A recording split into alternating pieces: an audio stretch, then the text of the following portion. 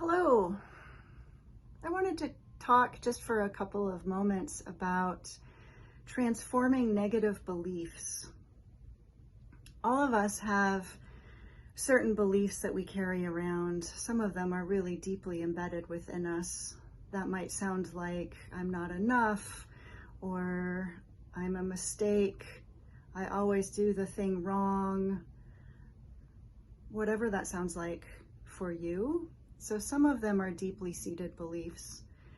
Other times we really can get stuck in cycles of negativity.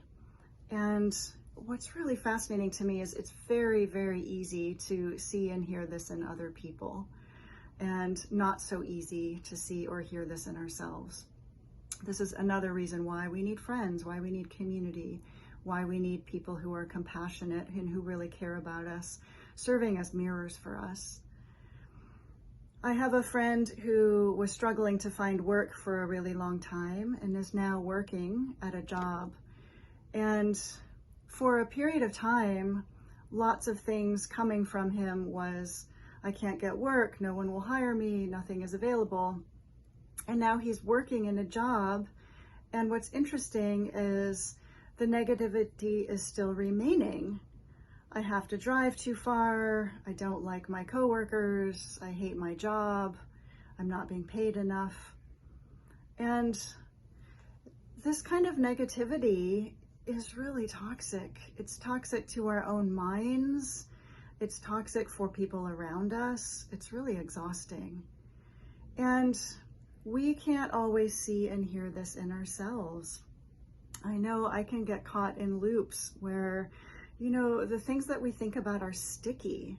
So what we focus on expands and sticks to it.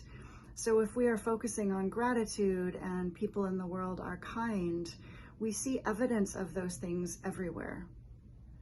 And if we are letting ourselves get trapped up with someone that cuts us off on the freeway, and then we yell at our partner and the partner kicks the dog, hopefully these are metaphoric, but the cycle really does continue. So what's a strategy on how we can reshape some of these things? I'm not suggesting that you become like Tigger. I'm not suggesting that everything is always terrific all of the time, because that's not real life. That's not authentic. But there are concrete strategies that we can do. Some of them include engaging mindfulness, pausing, breathing slowly, even 3 or 4 deep breaths. We can turn off our technology, walk outside. We can take off our shoes and walk barefoot on the carpet or on the grass or on the sand.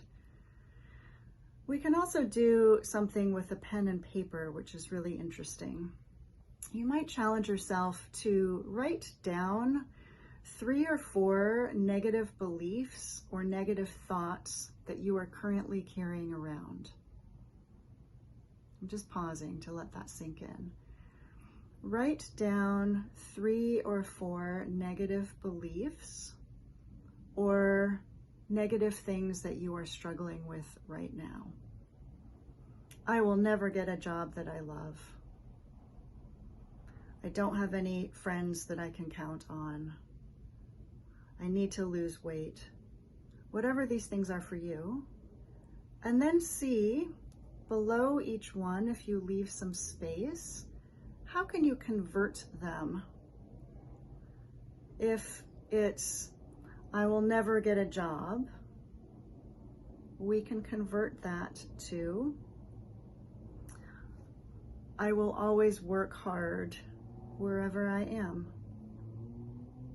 Or I am open to wonderful opportunities of employment. Or I am willing to be vulnerable and ask for help. All of these things, the shaping, the recrafting, is really important. It lays down new track in our minds.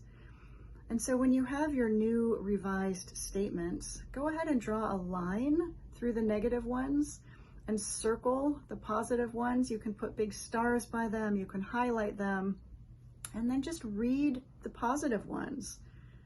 Read the positive ones to a friend. Put them around your living space. Notice what happens. And be open to feedback. If we're holding on to a negative story and someone in our life says, "Hey, Kristie, I've heard a lot about this before. I'm wondering what you might do to shift this belief system." That's a really humbling opportunity to listen and see if you can shift that. So, food for thought.